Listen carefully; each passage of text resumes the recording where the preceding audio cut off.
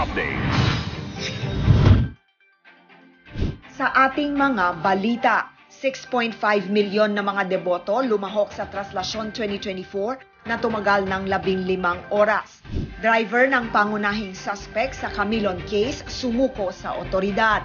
Pilipinas at Indonesia magsasama para tugunan ang issue sa South China Sea. Supply ng tubig sa tag-init magiging sapat ayon sa MWSS. Ako po si Cesar Soriano, kasama ang buong pwersa ng Kidlat News Channel para ihatid ang nangungunang mga balita sa buong kapuluan. Ngayon, nakabalik na kagabi ang imahen ng Poong Nazareno sa Quiapo Church matapos idaos ang traslasyon ngayong taon.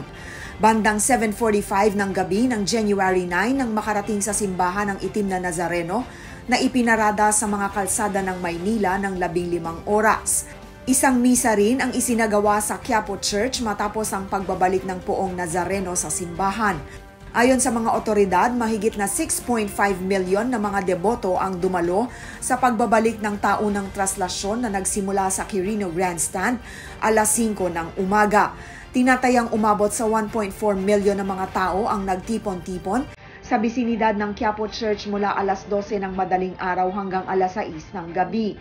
Tulad ng mga nakaraang traslasyon, marami pa rin sa mga Pilipinong Katoliko ang sumubok na akyatin ng andas kahit na ipinagbabawal ito.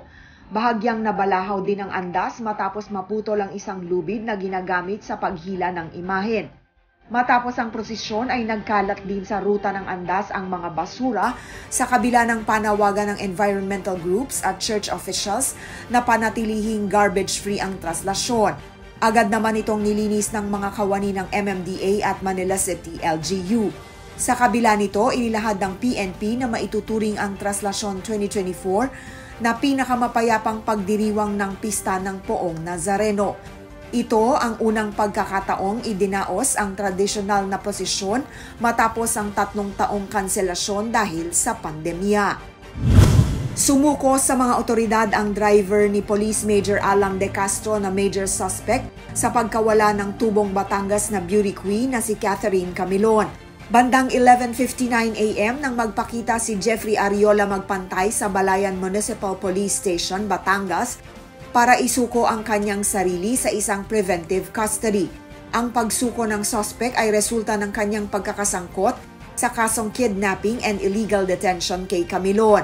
Nakasulat sa dokumentong inilabas ng PNP na handa si magpantay na sumunod sa legal process sa pamamagitan ng pagsusumite ng waiver of detention.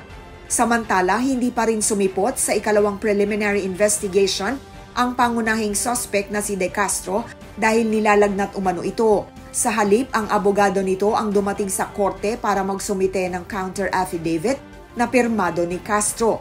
Nakatakda ang susunod na pagdinig sa kaso sa January 17. Pagtitibayin ng Pilipinas at Indonesia ang bilateral ties sa pagharap ng dalawang bansa pagdating sa mga suliranin sa South China Sea ayon sa foreign ministers ng dalawang bansa. Sa pagsisimula ng 7th Philippines-Indonesia Joint Commission for Bilateral Cooperation o JCBC, tatalakayin ng mga pamahalaan ng Pilipinas at Indonesia ang iba't ibang global issues tulad ng China's expansionist agenda sa South China Sea, ang Rohingya crisis sa Myanmar at ang digmaan sa Gaza. Ayon kay Foreign Secretary Enrique Manalo, ang kasalukuyang geopolitical challenges ng parehong bansa ay nakakaapekto sa kani-kanilang ekonomiya at kailangan ng agarang kooperasyon para makahanap ng solusyon. Sagot ni Indonesian Foreign Minister Retno Marsudi, handa ang Indonesia na makipagtulungan sa iba pang ASEAN nations para tuldukan ang South China Sea Code. Dagdag ni Marsudi, handa rin ang Indonesia na maglaan ng investment sa Pilipinas. Kaugnay niyan, dumating na sa bansa si Indonesian President Joko Widodo para sa 3 araw na official visit. Sumalubong sa paglapag ni Widodo sa Maharlika Presidential Hangar sa Villamor Air Base sa Pasay City ang ilang opisyal mula sa Embahada ng Indonesia at opisyal ng gobyerno ng Pilipinas. Makikipagpulong ang opisyal kay Pangulong Ferdinand Marcos Jr. sa Malacanang ngayong araw January 10 para pagtibayin ang ugnayan ng Pilipinas at Indonesia. Mananatiling sapat ang supply ng tubig sa bansa sa panahon ng tag-init kahit sa gitna ng banta ng El Nino ayon sa Metropolitan Water Works and Sewerage System o MWSS. Ipinaliwanag ni MWSS Division Manager Engineer Patrick Dizon na may sapat na supply ang Angat Dam. Sa ngayon, nasa 213.49 meters ang elevation ng dam.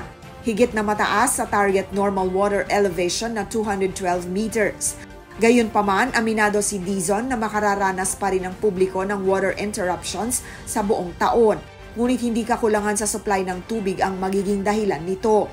Tinukoy ni Dizon na mga repair and maintenance pa rin ang nakikitang pangunahing dahilan ng water interruption. Para sa Kidlat News Updates, ako si Rosalyn Sinchonko, nag-uula. At inyo pong natunghayan ang mga headlines sa nakalipas na mga oras. Manatili nakatutok para sa mga susunod na updates at breaking news. Ako po si Cesar Soriano, kasama nyo sa bawat pagputok ng balita.